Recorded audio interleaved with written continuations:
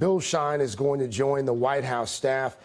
He will serve as assistant to the president. He will also be serving as deputy chief of staff for communications as well. Bill Shine apparently going to be running the comms department there at the White House, of course. Most recently, he was the co-president of Fox News, also Fox Business. This is something, as you know, Hans, something that had been whispered about a few weeks ago, and then maybe about a week ago, those whispers ceased, and people were talking about it openly and loudly, and now it would seem to be official. Former Fox News executive, very close to Roger Ailes, the network's ousted chairman, Bill Shine, running comms there at the White House. Hans, not much of a surprise here. It would seem as if this was more of a question of when, not if, right?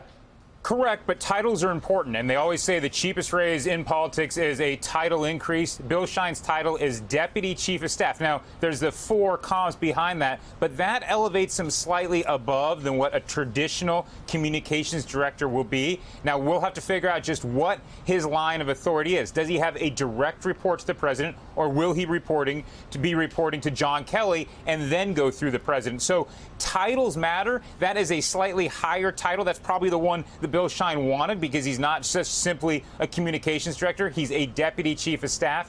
And in the past, when you have had communications directors or people more on the political side in a White House get that deputy role, it's complicated things. And I'm thinking of Karl Rove. Remember, he was the president's advisor, but then he took a deputy chief of staff role towards the end of the Bush administration. And that, some people inside the Bush administration would have even said, was too much power for a political person. And the deputy chief of staff role, you either want someone that can make the trains run on time, someone like a Joe Hagan, current deputy chief of staff slated to leave, or you want someone that really knows the Hill very well. Those have been the traditional molds for deputies. Having someone out there with such a messaging priority in that deputy role gives you a sense that this White House is gearing up for the midterms, and they want to make sure that their message is firing on all cylinders, especially with conservative media outlets that can sometimes often echo what the president is trying to drive home. Craig? Hey there, I'm Chris Hayes from MSNBC. Thanks for watching MSNBC on YouTube. If you want to keep up to date with the videos we're putting out, you can click subscribe just below me,